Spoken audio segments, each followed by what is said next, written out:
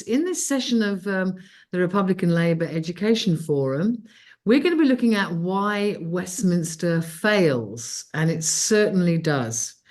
So we're going to be discussing this. Myself and Steve will be discussing various aspects of Westminster and why there's actually no democracy whatsoever in the way Westminster works, and how it is badly in need of reform. So I'm going to start by asking Steve. Steve, can you begin with the Prime Minister's speech today in the House of Commons about the Middle East crisis? Yeah, I'm just going to say this to comrades, just to say that as we get onto that first point, right? These are the points that Carol and I are going to cover. I think we're going to try to cover. We're going to talk about, the first thing I'm going to talk about is the Prime Minister's speech today, and then a very brief review of our republicanism, Crown in Parliament, the gate and the mace, about Crown power, where does it come from? Some of those theoretical ideas we've had before. So that's more like a review of where we are. And then on to Walter Bagehot, what he had to say in the 1860s, I think he was writing. And then we're going to get on to talking about law and about the House of Commons. And the book that we're using, Carol, isn't it? Me and Carol have been looking at this, and it's a big book, and we haven't really got it totally on top of it, but it's called, and it's a really useful book, I would say, to read. Really good book, because it gives you, I don't think this person, Ian Dunt, is a Republican. How Westminster Works by Ian, and Why It Doesn't, by Ian Dunt. Okay, we can circulate that later. Okay, but that's the book where the real interesting stuff is there. But we've just trying to put our some frame around it. And I don't know if you heard that we just to start off, there was today there was a statement made by the Prime Minister Sunak in the House of Commons, and everybody was there. And Sunak told us that RAF Typhoons had been engaged in shooting down Iranian drones, and that they obviously were based in Syria and Iraq, and they would also been providing intelligence for the Israelis. And he also started to talk about what was the policy of the Crown at this present moment in time. And he mentions that number one is the upholding regional security, Israel's security, he mentions. But then he says investing in the two-state solution. Then he says building our regional partners, which he meant Jordan and Saudi Arabia. And then there was dealing with the conflict in Gaza, which he said must come to an end. And then he started talking about the humanitarian crisis in Gaza, and it was terrible, and I hope more and more food and so on supplies could come in. I mean, the real point I think about this, in a way, about all foreign policy, is that this foreign policy is not decided by the House of Commons. It takes place outside the House of Commons. It's conducted by the Crown. We get to hear about it. It is reported to us after things have happened. It was the same when we heard about the war going on in the Red Sea, dealing with the Yemeni drones, etc. So there's a whole chunk of policy that we don't really decide on and don't have any say on about who we're going to war or not going to war with. It's simply that we get to hear about it afterwards.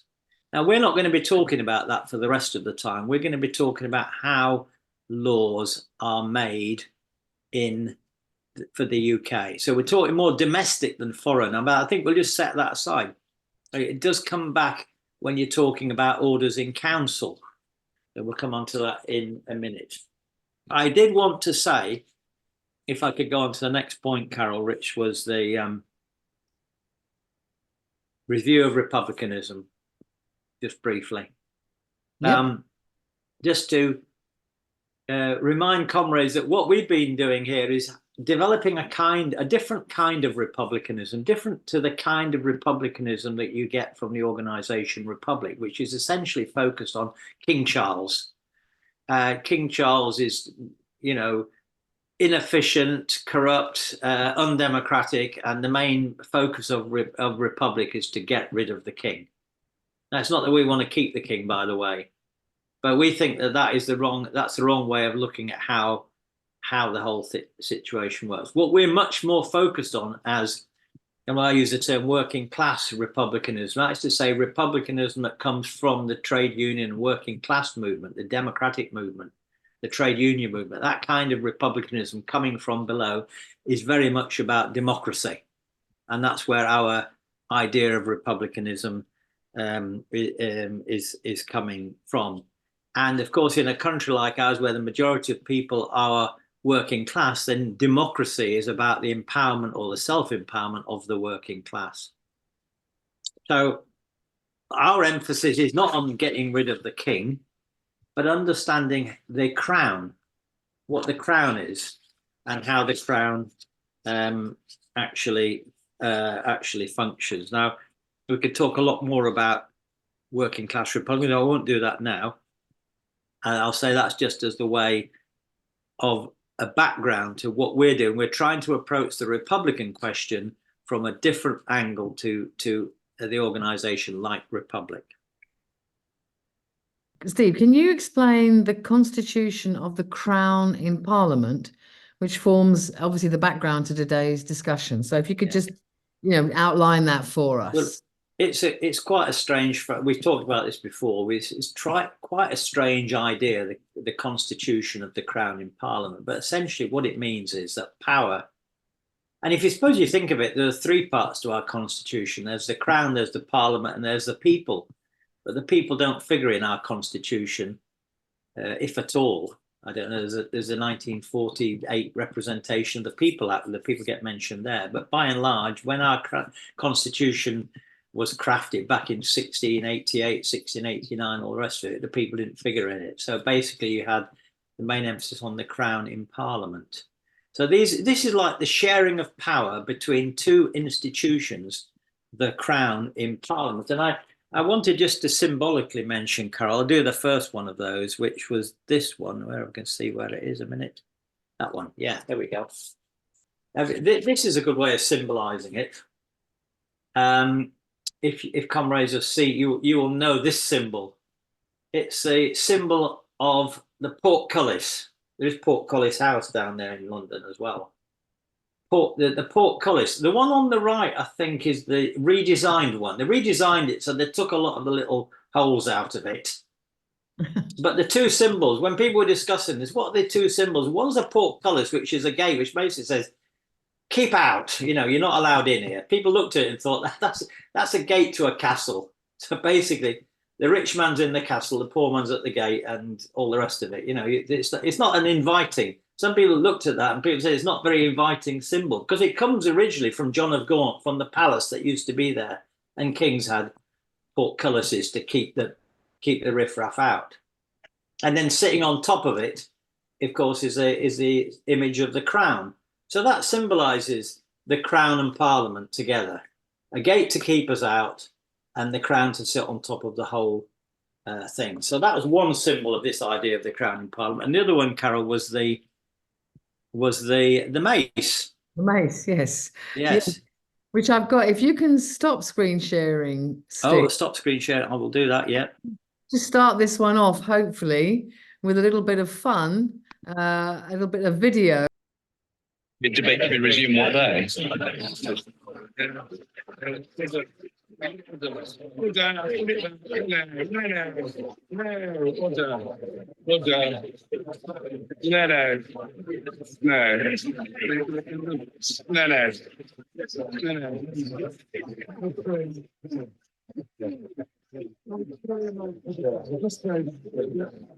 Yeah, I'm grateful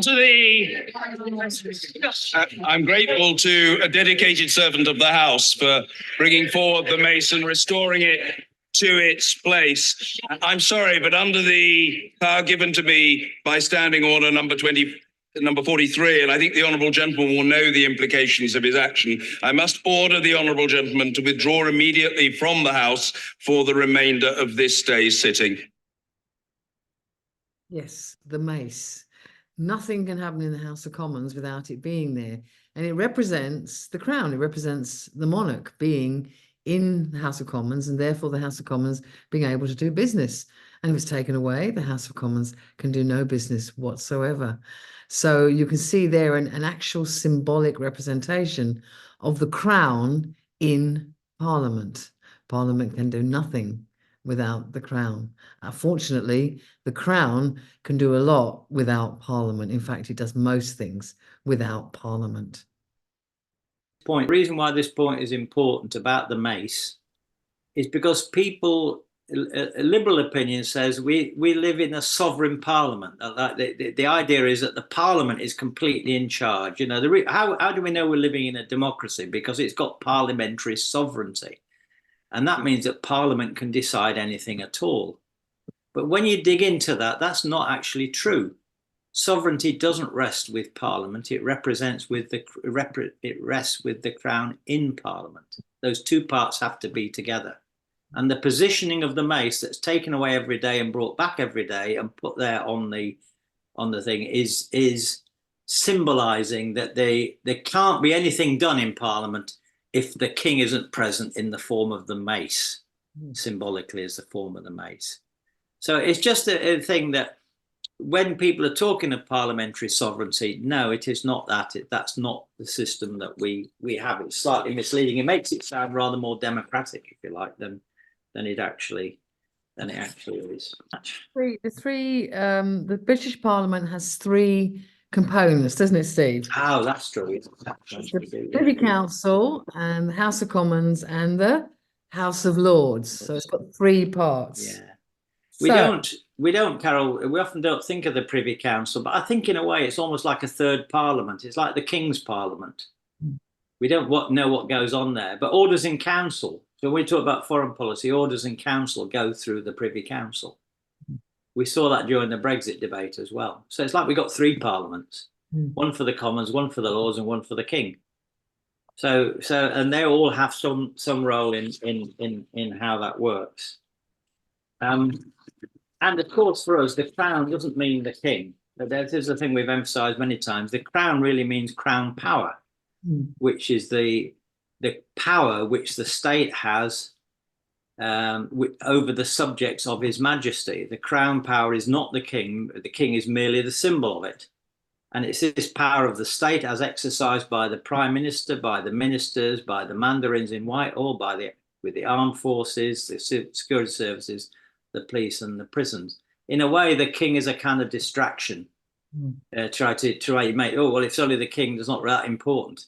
The crown is a very powerful force in our society, and we are subjects of the crown. So moving on to what the House of Commons, because that's really what we want to concentrate on today. Yeah. So what are the roles that the House of Commons plays? Well, first of all, of course, it's a legislative function. It makes laws. It's also supposed to be all about democratic accountability, holding the executive and the state power to account, which, of course, we're going to show you, I think, as we discuss this further, we're going to show that that's actually doesn't happen at all. There's no democratic accountability. It's also supposed to be a national public debating chamber for discussion of national issues. And I think we're going to show you that in our discussions that doesn't happen either. Most of it is just bluster and theatre, and not really anything going on there which is real and which the people are actually involved in. And then, of course, constitution making. It's supposed to be a constitution making body as well. So over to you, Steve. Can you explain that a bit more? Yeah, I'm going to just say a little bit, I think, about, I want to say this about Walter Bagehot, if I can, Carol.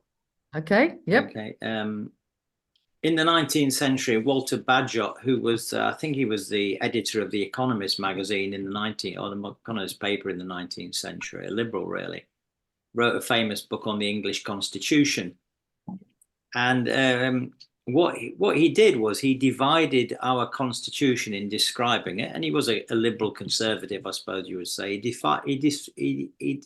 He divided it into two parts. One part, he said, was the efficient part, and the efficient part is the bit that makes the decisions. And the other bit was the decorative part, and that was there for show. He didn't make decisions, and he basically talked about the monarchy and the House of Lords, who were essentially there to please the masses, to keep them in a state of ignorance and loyalty, and keep them diverted from where the real power was. So they had a very important role, the monarchy and the Lords, but it was a kind of distraction as to what was really going on. But we can take that model and say that if we were to look at the situation today, the House of Commons should be considered to be part of the decorative part of our constitution. In other words, 100 years on, it is as useless as the monarchy and the House of Lords were. Why do we have the House of Commons then in that sense?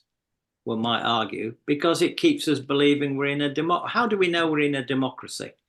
Well, two reasons. One is we've got a king, but then because the king has got no power, that proves we're in a democracy. So we look at the king, go, he's got no power. That's one of the reasons why we're a democracy. And the second reason, we've got the House of Commons. So it's for us a question of looking at looking at how the House of Commons, but basically that to start to imagine the House of Commons is like the House of Lords, not really like the monarchy, is actually decorative and not really doing what we might think. And Ian's book really goes in great detail to show how this is in fact the case.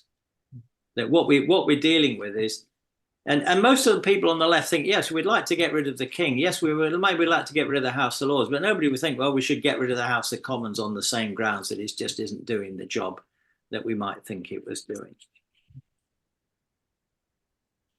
So can we move on now then to the Republican meaning of the rule of law?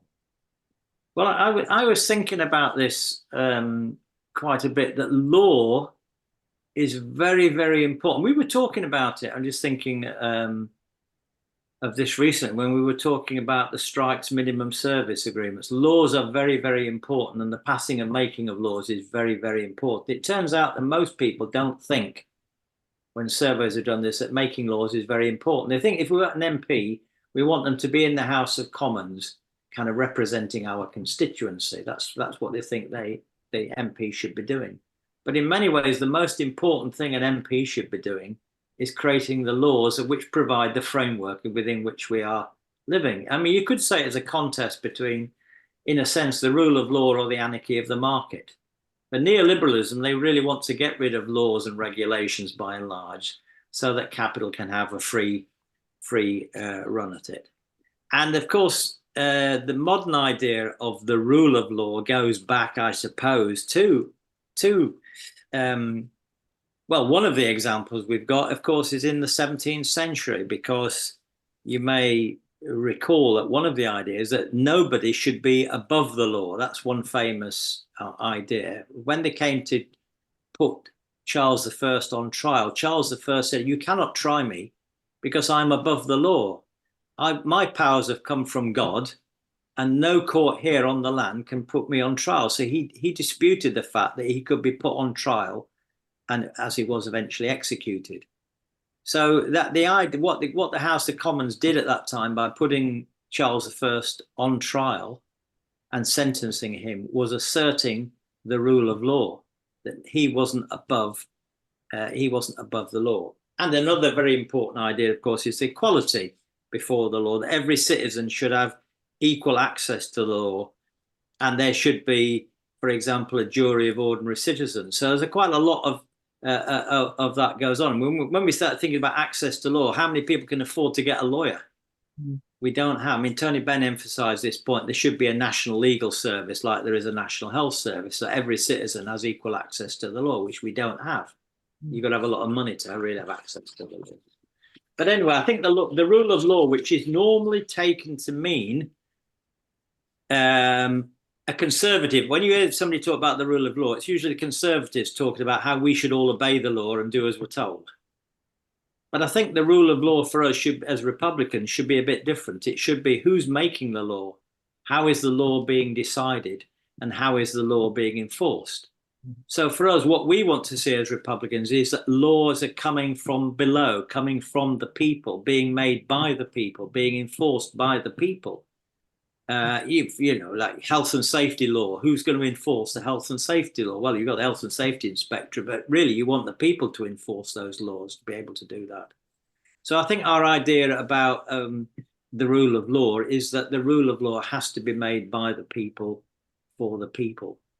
The rule of law we've got in this country is not like that, as we will see in a minute, where the laws come from. Who makes the law? Where does the law come from? And it comes, therefore, from, as we'll see in a minute, from the Crown, not really from Parliament. Now, I was going to say to you, Carol, what is when we start looking at the types of law that we've got in this country, what are the types of law that we have? Yeah, well, we've got, I mean, the primary, well, it's called the primary sort of law, but as we shall see, it's actually not the primary law now. The secondary law is really taking over. But the primary law is the actual acts of Parliament.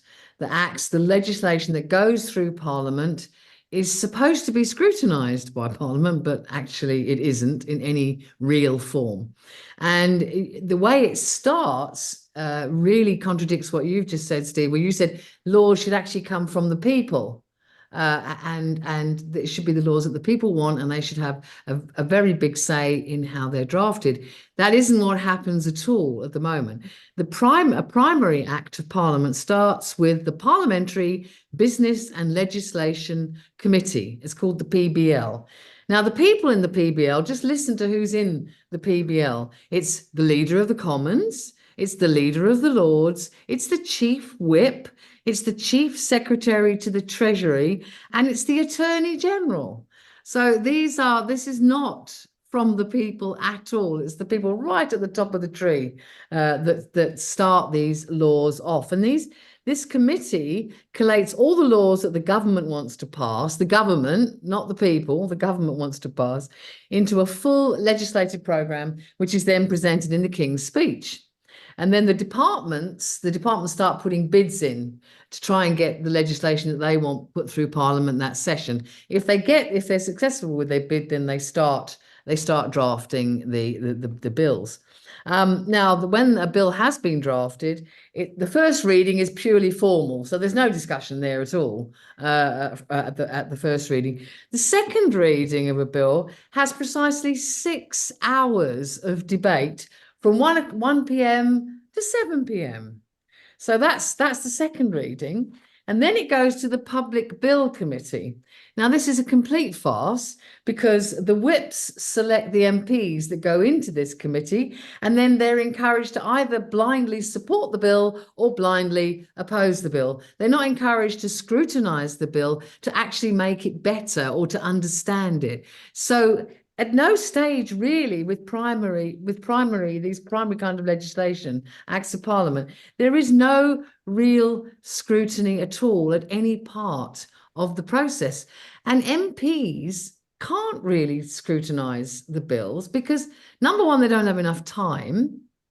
And number two, the bills are presented in such a confusing way. They keep referring back to previous bills. So they say, right, we're going to make this change, but it refers back to this act, and then that refers back to that act. So basically, you've got to sit there with about 6 or 7 acts in front of you and refer to all of them to understand what the change in the legislation is this time with this act. So the whole thing is so opaque that nobody can really, the ordinary MP can't understand it. So the government is just pushing this stuff through, whatever they want, and it's not being scrutinised at all. And then when it goes to a vote, because the MPs haven't had time to scrutinise the legislation and they couldn't understand it anyway, in most cases, it's made so difficult to understand. And then there's a vote, And because we have a first past the post system, then the government, the government which has a majority, of course, their whips, of course, force the MPs to vote the way the government wants. And so you can imagine this confusion. The MPs don't really know what's going on. They don't really know what's in the legislation. And then the whips are sometimes physically pushing them into the right lane to vote, the ayes or the noes. It's really a complete pantomime, a complete farce of democracy. And then, of course, it gets even worse because we have the secondary type of legislation, which is statutory instruments. Now, this has almost no scrutiny by Parliament at all. It was started with the Statutory Instruments Act in 1946, and the idea of it was to pass technical legislation quickly and easily without taking up Parliament's time. But of course, naturally, it's been misused, and it's been misused and misused until in the 2000s, there was 10,421 laws passed by statutory legislation. And there's almost no involvement of the House of Commons in this type of legislation. And sometimes it can go into law just with the minister signing it. It's ludicrous. And it's the easy way for a government, and therefore the Crown, actually, to pass laws. Why do it through the rather messy, slightly democratic process by putting it through Parliament? Let's do it by ministerial diktat. That's a lot easier and quicker, because let's all admit that democracy is quite messy. So let's not bother with any of that. And then, of course, we've got the skeleton type bills, which are very broad, are drawn with very broad strokes, with almost no detail. It's like giving someone a contract and saying, oh, it's all right, we'll fill in the details later, the fine print later. You just sign it now and we'll sort out the details later, which is what the government does. The skeleton bills, it's like the Minimum Service Level Act that we've just gone through Parliament. There's very little detail there. That'll be filled in, by government ministers as and when required. So you've got these skeleton laws where the detail is not there and the government can fill it in as it likes. So it really is it's really awful. It's an awful situation involving almost no democracy whatsoever. I mean, the Economist magazine, which did a review of all of this stuff, just to add to what Carol's saying, that their article, and they're a right-wing magazine, The Economist, but they did this article called Bad Laws, and they explained how we have such bad, inefficient, failing system of making laws, which has no input at all, and the MPs the MPs don't really have any say in the laws that we get. It's just, so it's the myth, the House of Commons is a kind of mythically doing this. We think they're passing the laws, but they're not really. They're all coming from the Crown and ministers of the Crown, as Carol has already said. It's all top down. It's the most important part of getting the government getting the legislation they want through is that committee at the beginning, which is all the people at the top. There's nothing coming from below at all.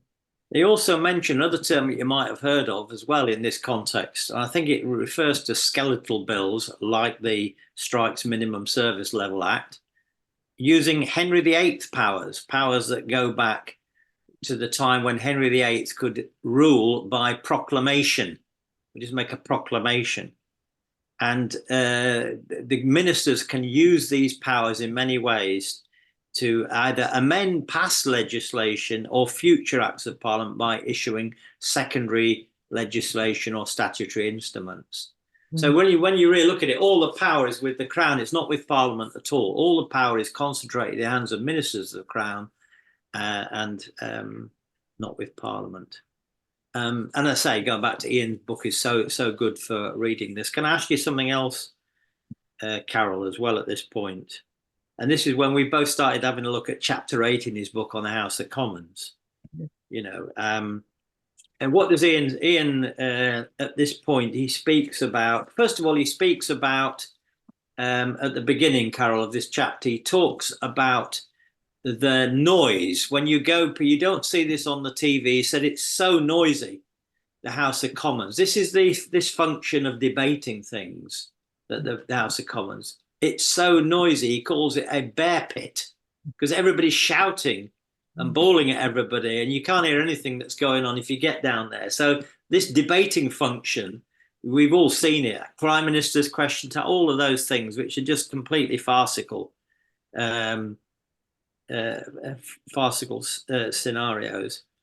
But then he says, Carol, as well as that, this function of being useless as a debating chamber, he goes on to say that the Crown controls the Commons through the control of time.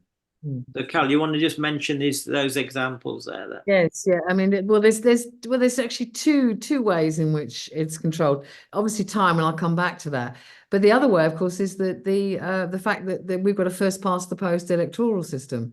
So the government has a majority, and the whips will force MPs to vote as the government wants. So that's the first part of this story, is the first past the post system.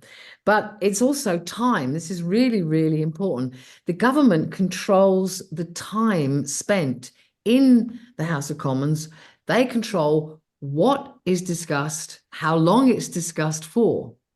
And this was done, it all started back in 1811. And they made a distinction between orders of the day and notices of motion. And the orders of the day was the government business, and the rest was everything else. And the Crown began taking more and more time. And the killer blow was in 1902, 11th of April, actually, just not so very long ago.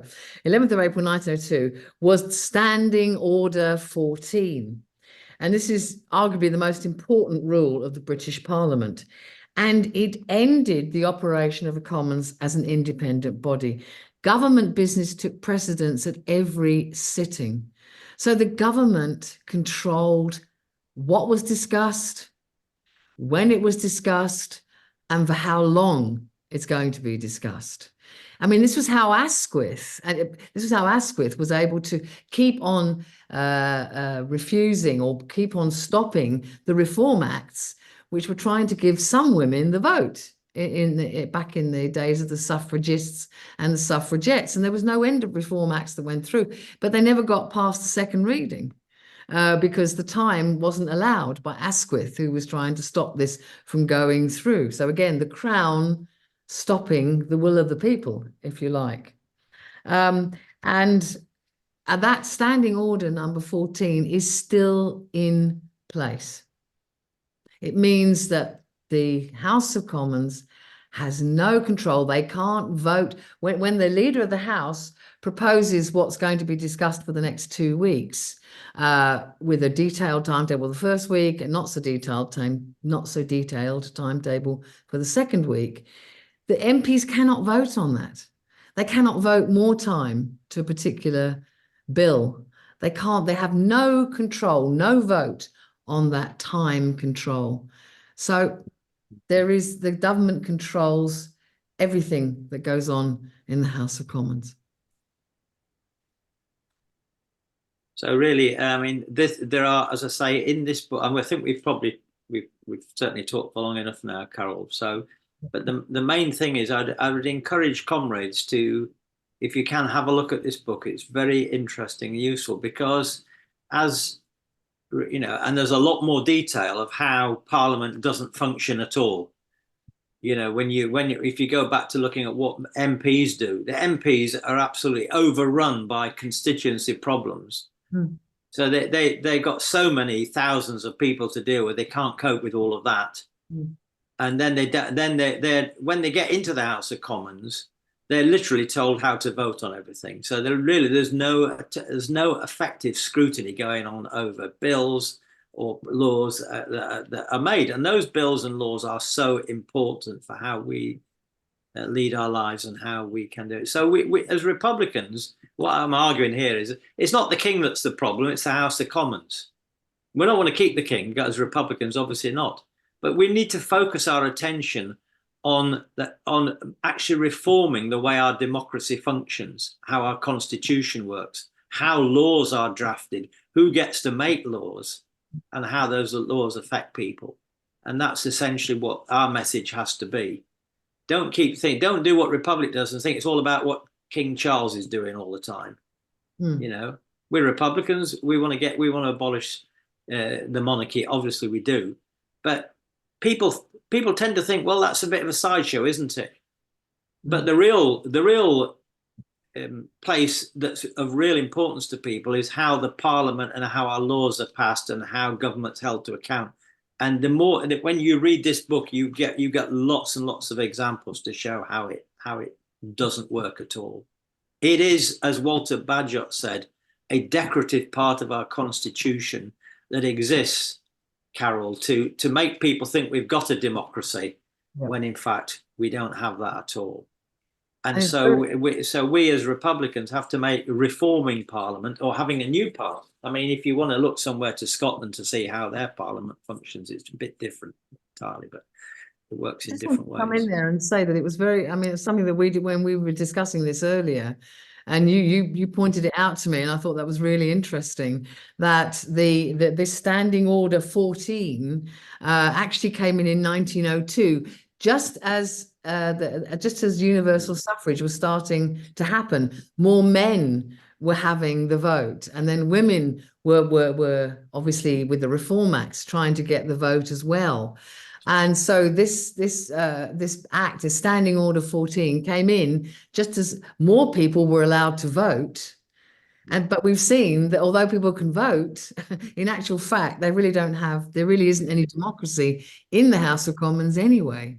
So it was very interesting, the timing of that Standing Order 14 as more and more suffrage, as more and more people became able to vote.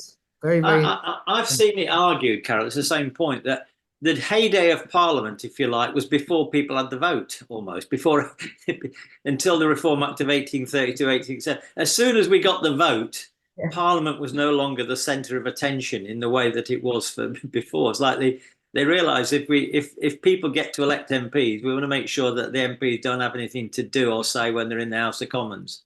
So it's almost like our democracy died as soon as we got the vote. And I've seen that argued elsewhere by people, that Parliament doesn't, that problem with Parliament is we got to vote who became an MP, and that was the end of that. And I think there's something in that story, but I want to follow that up, because somebody argued that the death of liberal England, I think it was called at one point. Anyway. I thought that was a really good point. Anyway, I think we've talked quite enough, and we'd really like to throw this open to the floor. What answers do you have? How can we ensure that laws are not top down, but rather bottom up, for instance? So we'd really like to hear views and ideas and contributions on how we would tackle this as Republicans. And I can see that John has got his hand up. John, I'm going to bring you in now. Right, thanks, Carol. Great presentation from you both. Very, very informative, I must say. I think what you've all emphasized is very much the case, that it's not the figure of the king, it's not the behavior of any of the royal family, it's not how often they breed, it's not their wealth, although that is something else on another part of our agenda. It's the way the system functions, and it functions through the use of crown powers like the Privy Council, like the royal prerogative.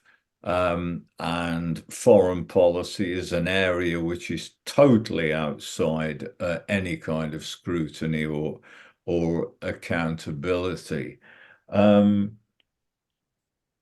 What comes up, and what was mentioned tonight, was the power of the whips, the power of political parties to really render MPs virtually impotent as lawmakers or as debaters or as effective scrutineers or whatever.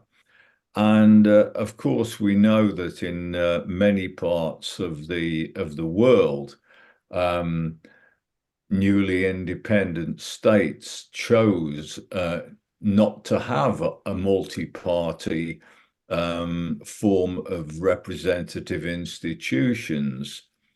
And I'd just like to throw this question open, really, because I do think that there is a problem about the existence of a political class, a class of professional politicians whose lifetime vocation it is to be an everlasting representative of the people.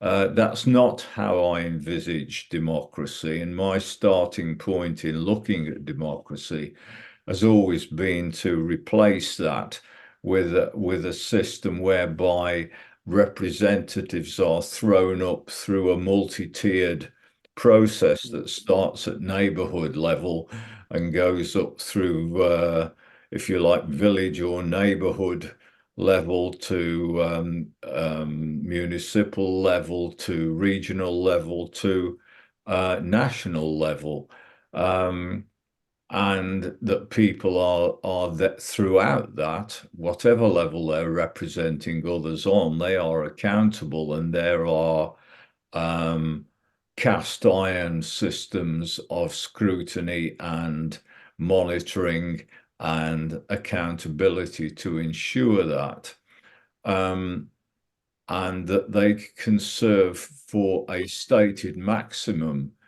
period of time, 1 or 2 years, but they can be recalled at any time.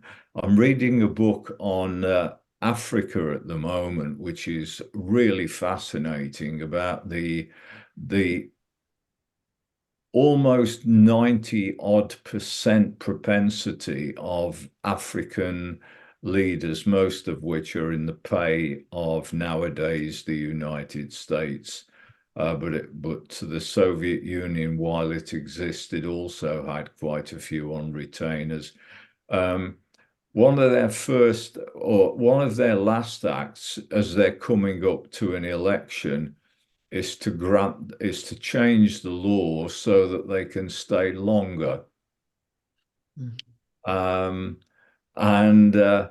that is something which also motivates professional politicians. I think there's no place for them in the kind of democracy which we should envisage.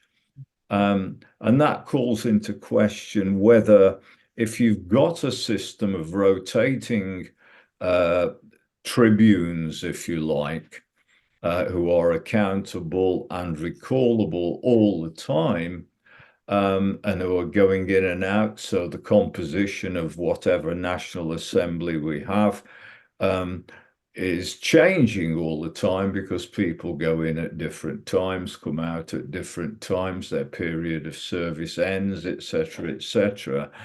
Do we need political parties? What value do political parties have? The left seems to hang on to this concept, within broader movements of the left. I remember in Left Unity, there were all sorts of the communist tendency, the socialist tendency, this tendency, that tendency.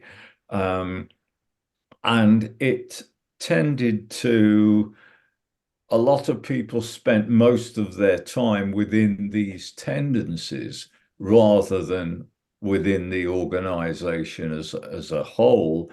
Meantime, the organization grew a central power base, and those people in the central power base took control of orders of the day at conferences, in preparing which motions would be allowed through, and so on. So there is a tendency within the left too to go for parties, political tendencies, people who differ from one another on matters of slightly different perspective, you'd hope, but perhaps not. And they organize themselves effectively into political parties, and they still get headed off by the central people who are always in central committees, who are always in national committees, who are always on constitutional subcommittees, who are always on disputes committees and so on. And I think we really need to get away from this concept, this whole bag of concepts. I think there's no place for political parties, personally. I think there's no place for a class of professional politicians. I think it's fundamentally undemocratic and tends to place power in the hands of the people who are good at persuading other people through the dark arts of politics, not only outside organizations, but within organizations as well. Yeah, I couldn't agree with you more, John. Absolutely. You know, the people, isn't there a saying, you know, the people who want power are the very ones who shouldn't get it. Yes. And that's who you're talking about, isn't it? Absolutely. We need people who are going, as you say, there's a rotation of people and they're chosen at random, like a jury system. Maybe to be on a citizens assembly. Like with the only bit of parliament that does seem to be working at the moment are the select committees. Yes, exactly. Yeah. Select Yeah. committees, cross party, and the MPs in them actually spend years on them, and so they get really expert in their knowledge of that area, and so they can actually do some good. They can actually come up with some good ideas, etc., etc. So I think we could take the one bit of Westminster that is working well, which are the select committees. We got St. John Norman Stevens to thank for that, by the way, the select committees, which I was quite surprised to find. And so I think we could take that idea and we can extend that to citizens' assemblies and have a mixture of experts and ordinary people called up, you know, like jury service, or if we've got representatives that are actually, as you describe, not professional politicians, but they're being co-opted in from, you know, teachers, doctors, nurses, whatever. And then we've got people in there who aren't professional politicians, and we can trust them to be on these assemblies, and we can trust them to actually, because they're real people who've done real jobs and are just being co-opted for a while. We can trust, actually, I think we can trust their judgment a lot better, and they're not being lobbied. Because basically what we've got at the moment, isn't it? We've got the lobbies controlling what goes into the laws, because the lobby controls the Crown, or the city controls the Crown, and the Crown controls what goes into the laws. So it's a very quite. No, I entirely agree with you about the select committees. They do work, and I think they're people who entered originally because they wanted to do some good and believed in the processes involved, found out that you can't, and want to get away from what Steve described as the bear pit of the House of Commons, because it's hell in there. So they find this is somewhere where they can actually make a contribution of some kind. But then when you see the John, can I just stop you a moment? I've got I think Steve, do you want to come in here? And Peter? No, I was saying I'll say other people. I just want it to just other comrades to come in and add to that. I don't want to interrupt John as he's speaking, but I just want to say there's other comrades, I think. Yeah, Peter's got his hand up as well. So I'll bring Peter in as well. Peter?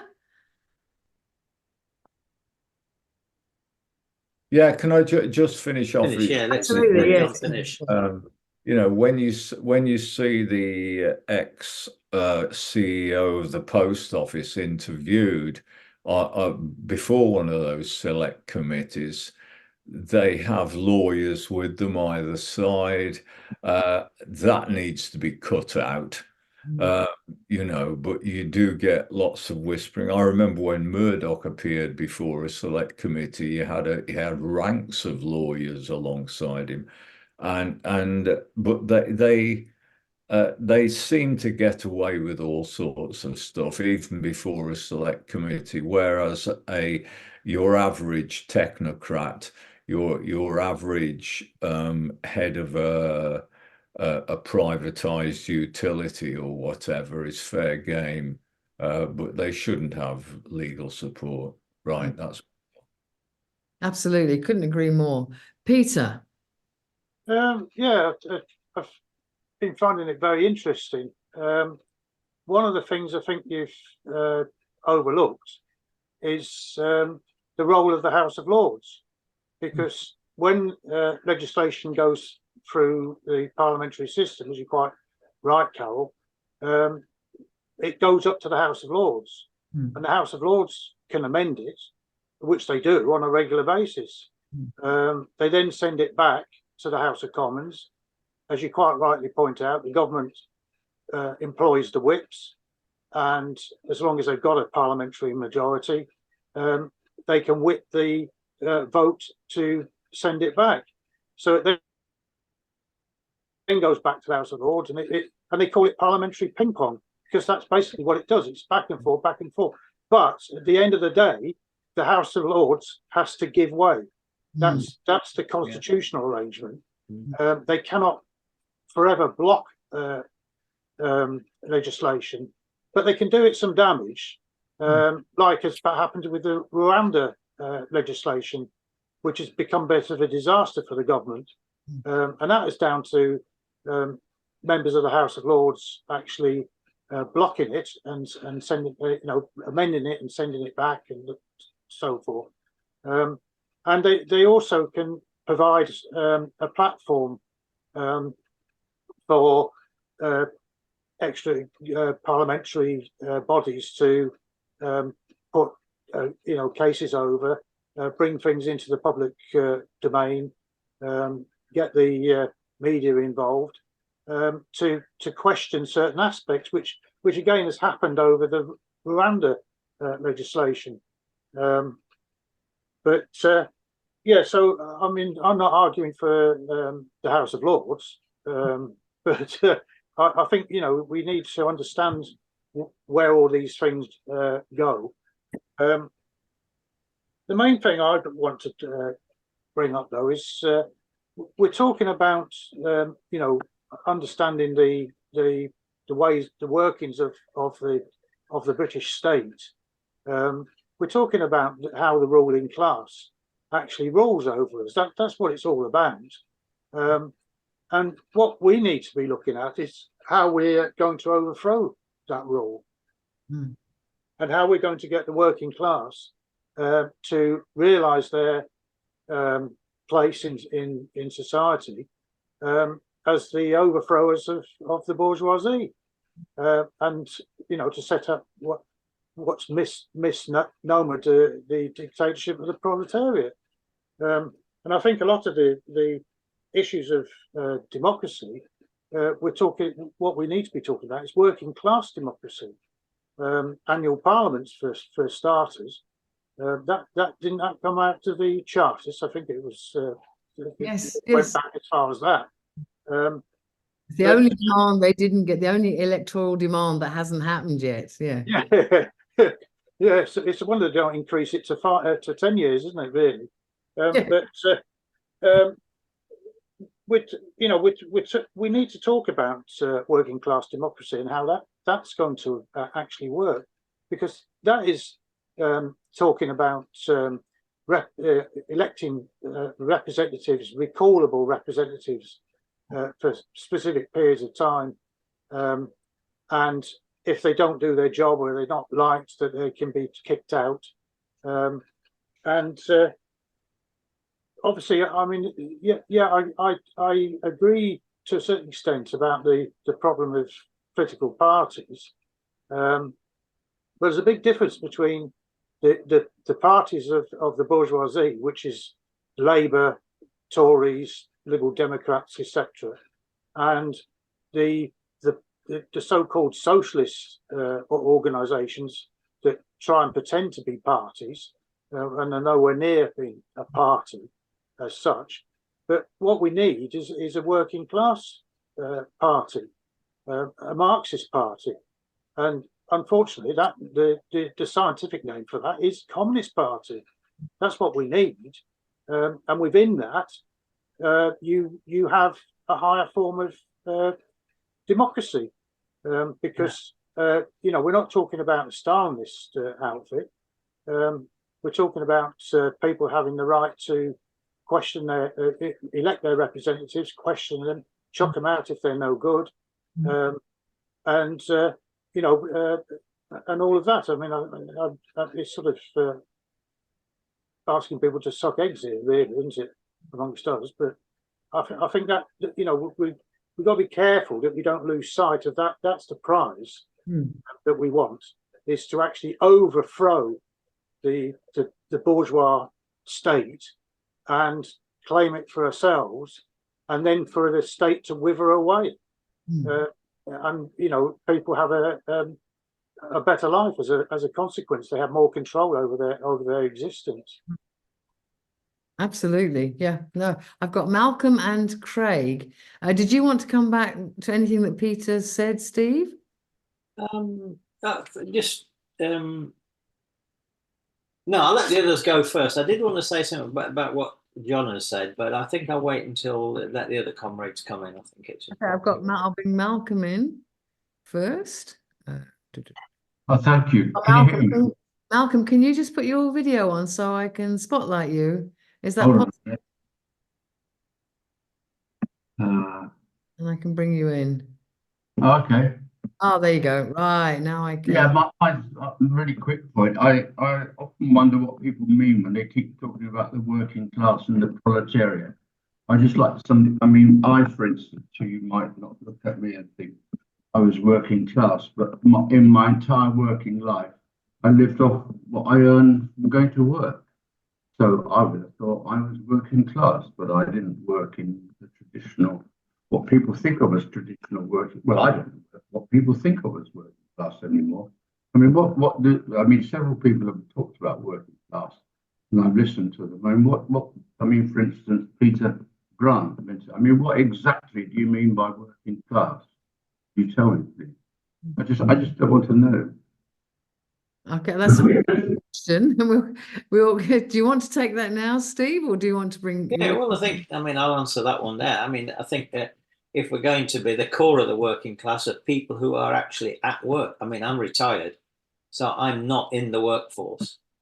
I used to be working before I retired, so I've been part of the working people of this country. I was on a Labour contract. I wasn't self-employed. I wasn't a manager. I wasn't a boss. I wasn't an employer. I was working for an organisation. So and I was subject to the contractual determination of my wages, my hours, my terms and conditions, like any other worker. So I count myself as a worker. I was actually teaching in a university, but I count myself as being a worker, a professional worker. Now, some of my colleagues became managers who started bossing me around. So they joined the middle class, if you like, because they started to take the power from the top, and they were using that power and getting better salaries and all the rest of it. But if you were a rank and file person who was just doing whether you were working in the offices, whether you were working in the canteen, whether you were working teaching, or whatever you were doing, you were basically on a labour contract, on an employment contract, which is why I was in a trade union. And so I think that the working class today is not the blue collar manual workers of the 1950s wearing cloth caps and whatever it was they have up in the north there, and what have they got with the ferrets and things of this type, supposedly. It's not. We're not talking like that. That's the cultural attitudes. We're not talking about. We're just talking about people who are in an employment contract, and so that's the core of the working class. We've got families, we've got kids, we've got all the rest of it. So we've got a whole cultural set of people that are tied to us as workers. So for instance, in my particular case, I worked as a civil engineer for consulting firms, and then I worked for a civil engineering consulting firm, and I was made a partner. So at that point, I moved out of being working class, and I moved into the bourgeoisie. Petty. I mean, I'd say it sounds petty, but I don't think you went into the big capitalists. I don't think it doesn't sound like you became a big employer of people. It sounds like you. I mean, just in this model, self-employed people who could be quite poor and have nothing, or they could be like running a small business. All right, they are not in the same situation because they own their own means of production in some way, even though they're not the big capitalists, they're not the big owners of banks and that type of people. They're not the top bosses. They are an intermediate strata whose conditions, legal conditions, rights, and all the rest of it are different from those who are on the contract. I know people. Just make this point. I know people who have working class backgrounds who became self-employed. I know people with middle class backgrounds who joined the proletariat. People as individuals move around in the course of their life, in the course of their working life, between these different positions. You know, you can be literally a proletarian one minute, and you can be a self-employed. You can be a manager the next minute. And so, for individuals, we're not talking of individuals. We're talking about whole groups of people who have common interests. Well, I just sorry to labour the point, but. Labour the point. Labour the point, yeah. As long as it's on a contract, then we'll know what it means. Yeah, but so in my particular case, I was working class when I was being paid a salary and going to work and going home and all the rest of it. And then because I became a partner, I became part of the petty bourgeoisie. And then we turned the company into cooperative. So I'm not really sure what happened to everybody then. Well, it's not so much really. These categories are not so much about trying to explain the life of every individual, but I mean, we're using that as illustrative examples. You know, the fact is that people move around. They move up this scale. They move down the scale. They start at the very bottom and end up being multimillionaires. Some people, you know, so that's what happens to individuals. But we're talking about, you know, we're talking about whole stratas of people with common interests. That's what I would say. You know. Yeah, but I think, I mean, one of the things. I don't want to hog this limelight, but I came from a very conservative family, and they all voted Conservative. Couldn't imagine you voting anything else.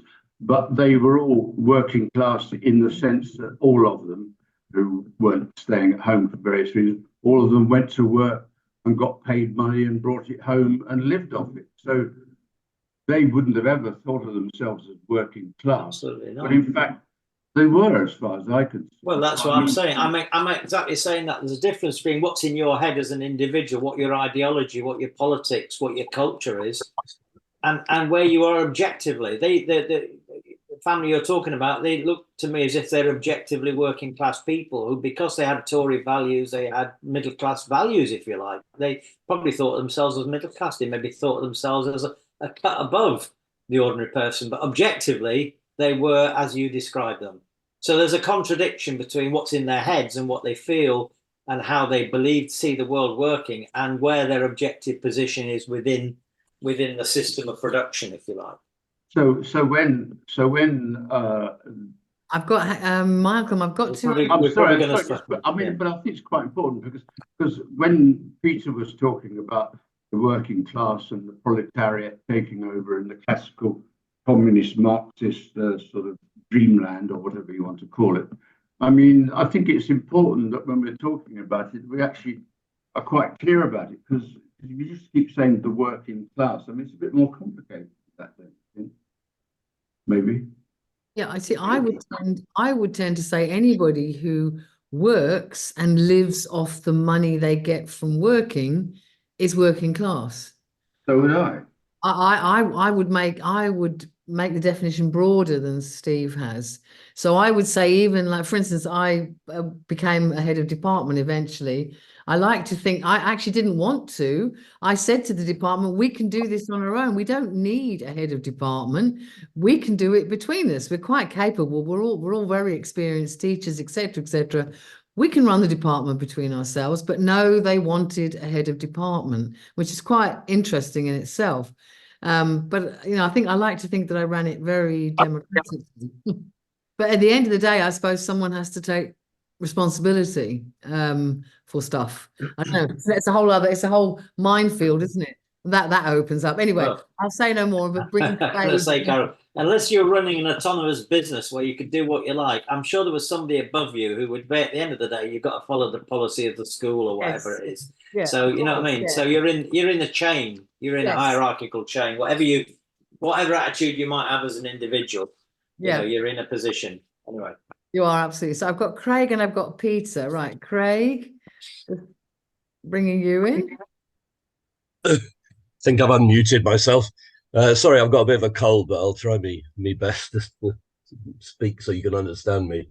That was a very interesting last discussion there. I don't want to go over it all again or anything like that. But I do think that one of the important things is that what we might define as the working class, or those people who have to live off their own labour power, what they earn, is changing all the time, isn't it? I mean, it changes as capitalism changes. That's what defines it. You have a whole section of young people at the moment on very precarious contracts, many of them spuriously designed to make it look as though they're self-employed. That's something relatively new. And so I think it's important that we have a kind of an idea of what we're talking about. That we're talking about people who are basically that they're having to rely entirely on the fact that they don't control the means of production and so on. But just I'm leaving that aside, because I was thanks for the pair of you for the presentations today. I've learned quite a lot through that, and it's been very interesting. But it seemed to me that the process that what we've been talking about is we want to restructure democracy, completely reform democracy from below, whatever we define as from below, whether it's working class democracy or whatever you want to define it, but to redefine it from as democracy from the below. And I think it was it John went into that in quite a lot of detail, and I was quite impressed with that. But the processes that we've been talking about today, they really strikes me anyway, that they give enormous power to the elite, to the rich and the powerful, to the ruling class, if you want to use those kinds of terms. Enormous power to actually, through their political networks, through their media networks as well, but the powers within our phony form of democracy, whatever you want to call it. It gives them an enormous ability to block, to deflect, to incorporate those of us who would wish to challenge that power. So presumably, what we have to be talking about is, yes, we do want democracy from below, but how are we going to bring that about? And how is this radical restructuring going to take place? And it can't take place, I don't think, without mobilizing the collective power of the vast majority of ordinary people in some sort of way. We can come up with a great scheme of how we want the bottom-up democracy to work, but actually to achieve that means convincing great sections of the radical left, for example, in this country, who ignore the question of democracy totally, that unless they take it seriously, then, going on as many strikes as you want, fighting for improved wages and conditions, demonstrating against climate change, against the horrors of Palestine and so on, that doesn't automatically, achieve what we want. What we want there has to be some sort of organization which incorporates within it, all the eco-socialist demands or whatever, and the demand for the renewal of democracy in this country. And therefore, I don't think you can get away from, as John, I think, was saying at some point, of this idea that we can do without parties. There has to be some structure of some kind. and it has to probably reflect the kind of democracy from the bottom up. I agree with that we want to see in society as a whole. You know, the organization has to do that. So trying to avoid these professional groupings who take over parties and things like that, I think that's very, very important, and that a lot of emphasis must be on democracy from below. I still don't think we can get away from that idea of the party. But the other thing I wanted to say just quickly, it's obviously a lot easier in many ways for us in the devolved nations, in both Wales, where I'm active, and Scotland, where I'm also active, thanks to Zoom. It's in a lot of ways, it's easier to raise these questions about democracy and get them debated. But 85% of the population of this country is in England. And I think it's really important that what you're doing here today about talking about how do we build a challenge in England, you know, particularly because whatever happens in Scotland and Wales, the crown powers and so on can be used to block the results of the democratic decisions of the Scottish and the Welsh people and so on.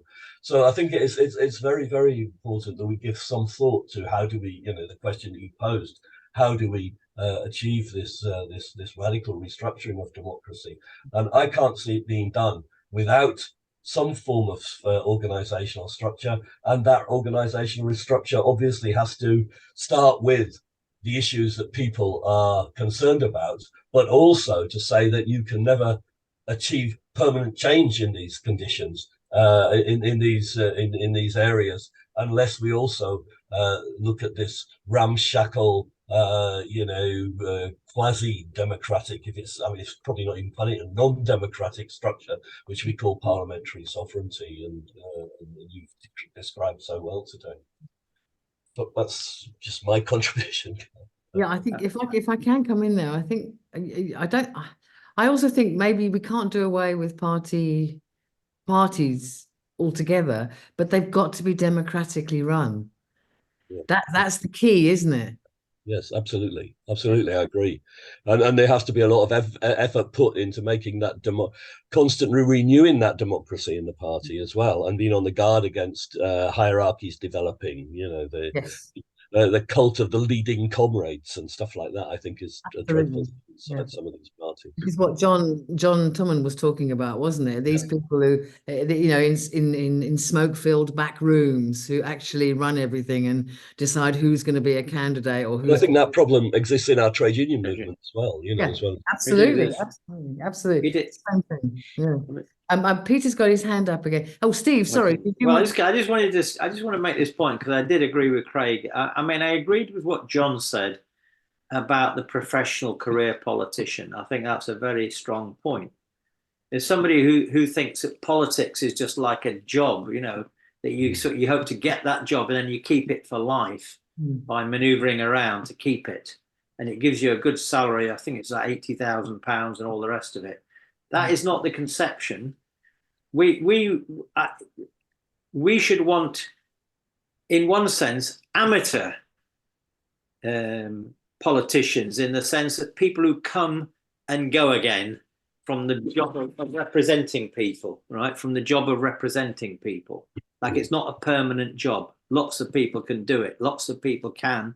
And in the trade union movement, if you know, people come forward, be shop stewards, be chairs. You can have a turnover. Professional in the sense that when they're doing the job, they need income to be able to have time to be able to do the job properly. Only in that sense. Paid, you know, when we had paid MPs, that was originally so that working class people and not just aristocrats could be MPs. So we want people to be paid. But I think the old idea that people should be paid the average of the people they represent and therefore be in touch with the lifestyles and conditions of the people they're representing would be fantastic, because not that many people earn £86,000 a year in the normal jobs that they do. And people say, well, what if businessmen, they won't ever want to be MPs then because they're earning, you know, 200,000. Well, okay, tough on that, on them then. We don't necessarily want them to be if that's where they are. We want a people's parliament. We want people's representatives. So I agree with John on that. And we want a turnover of people. And it's not some professional skill that you need. What you need is these representatives to have access to people who are doing research for them and things like that. And they need research, they need support, they need certain functions to be able to do their jobs. I agree with that, but it's not a career. That's really what we want to end. And the way it's not a career is there should be a turnover, and they should only get a job for a year, like you would in a trade union. You'll be elected to be chair of your branch for a year, and then you have to come again. Then you have to keep coming every year. And that's back to the annual parliament idea. So I agree with that. But where I disagree with John and agree with Craig, just to make this point, is that unless parties are a product of a class system, until we get rid of that class system, there'll always be parties, interests, if you like, forming around different things, trying to pursue different interests. One day, maybe the class system will have disappeared, and then people won't want to be in parties. But I agree, if we want to change the world, we have to organise a programme, a policy, and we have to win the majority of working people to a progressive democratic policy. That's what we have to do. So that we will need political parties. We have them anyway, and they won't disappear unless we form a dictatorship and abolish them, which is what I'm sure Adolf Hitler would do if we elected him. So, you know, there will always be parties until the conditions that create them and create classes kind of wither away till we've got beyond where we are in the kind of society that we're on. So I quite agree, you know, I agree with what Craig is saying. We need a programme to win people. We need policy to win people. Further hands up. And I think we've had a really, really interesting discussion. Yes. I don't know that we're any closer to knowing how we want to get to where we want to be. His hand up again. John. Yeah, I just want to put the two issues that I raised in the chat most recently. Should we have regional representation separately from a single National Assembly? Which I would say yes, but once regional inequalities are ironed out, I don't think there's a particular need for them, but they aren't and won't be for some time. It takes a long time to do that. And secondly, would people agree that democratic centralism has ruined most large left of Labour groupings here and elsewhere in Europe and in North America? As far as I know, it's not a Marxist concept. It's not found anywhere in Marx or Engels. I think it's either Leninist or Trotskyist. I'm not quite sure. But I think that and the legacy of that, even in groupings like Left Unity, where it wasn't called democratic centralism, those practices, that way of working continued. And I think that is something which is fundamentally undemocratic. You know, at its worst, you get people on central committees of left groups accused of sexual abuse and of comrades, and you know, it takes ages to deal with that kind of thing. Power corrupts. Absolutely, yes. No, I was going to ask you what you meant by democratic centralism. Can you explain that a little bit more? Oh yeah, well, Steve's going to explain it. Okay, Steve. Well, I think what John's talking about is not really democratic centralism or centralized democracy, as I prefer to call it. It's a kind of bureaucratic centralism. Most of these small groups operate. They call it democratic centralism, what they're doing, but it's usually rule from a small group of people who have got power, a bit like the Crown. I mean, it's a kind of image of the Crown. The Crown, within your Marxist organization, the Crown has control of things, and they choose the organizers and they do it from there. So they're just reflecting the kind of culture and society within which we live, which is not very democratic. But democratic centralism or a centralized democracy is essentially a working class principle. So when the workers have a vote democratically to decide whether to go on strike, and they decide to go on strike, there's a minority of people that don't want to go on strike. So we voted against it. But that minority has to go along with the decision of the majority, because that's what majority rule essentially is. Now, they can argue afterwards that we made a big cock up by doing it, and they can argue before that we shouldn't have done it. And maybe if we made a mistake afterwards, we'll turn around and say, you know what, that minority got it right. So we can learn from our democracy of the mistakes we made. Now, that to me, with full freedom of speech, with the right to say and agitate, is proper democracy. And it's centralism. We don't say, well, the majority are going to go on strike, but the minority can carry on working because they didn't want to go along with the majority decision. They're going to carry on. No, we don't accept that. We accept majority rule. And it's working class organizations that have that majority rule and democratic order. So I'm a defender of having a centralized democracy, even though I often argue for federalism on some cases, as you know. But I do agree with having a centralized democracy. And I think that comes from the working class. And these organizations are bureaucratic centralists. They're not really democratic at all. Steve, I think you've argued for majoritarianism, which is fair enough. And I believe in that majority decisions need to be adhered to by minorities as well as majorities. But that's not the same thing as democratic centralism.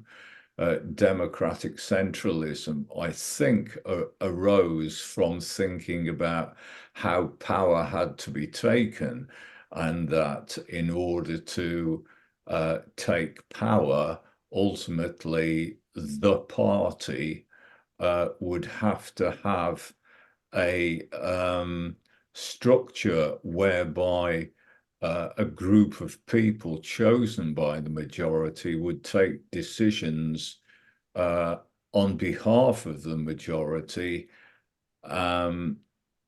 with information that they held, so that they could be reactive to events as they occurred. Now, that's fine if you're in a pre-revolutionary situation and you can see it right in front of you. But we're not in that situation. We never have been in that situation. And still, these organizations, you know, like the Central Committee of the Fourth International, for instance, SWP had a democratic centralist system whereby they had a central group of people who took decisions on behalf of other people. Now, that is different from abiding by majority decisions. And it's something which I think has ruined the growth which Craig was talking about, the need to convince groups of people so that we could actually make some progress. That kind of politics, that sort of organization makes people think that they're not entering into democratic organizations. I think there is a very big difference between having supported your argument and what you said at the end of it. I mean, can I just say, John, I mean, there's a difference between people claiming they're operating according to the principles of democratic centralism, just like people in the Soviet Union said that's socialism, and the gulags, you know, that's still part of it. And people say, well, it isn't actually socialism, you know. So just the fact that somebody says it's democratic centralism doesn't mean it's democratic centralism. And if you want to define it from democratic centralism is democracy. That's what it is, democracy. But instead of saying no, I mean, in a federal system, you've got you'll have different power centers deciding different things. In a centralized democracy, you will ultimately have the conference that will decide the policy, and then they might elect an executive to carry it out. That's a kind of democratic system. What can be more democratic than that? Majority rule, rights for minorities, and all the rest of it, right? You know, so it is democratic centralism properly practiced is the most democratic form of conduct that you could have. The left groups don't do that. They don't even, I mean, I agree with what you're saying, John. But what you're saying is what left groups do is democratic centralism, and I'm saying it isn't. It's a case of definition then. Yes, democratic centralism I is think we're consistently. lacking a definition in this discussion. I'll look it up afterwards. Yeah. Okay, Peter, I think An Peter origin probably and wants to come in and contribute to this discussion. Yeah, just quickly. I mean, I think John's got a completely distorted idea of what democratic centralism actually is.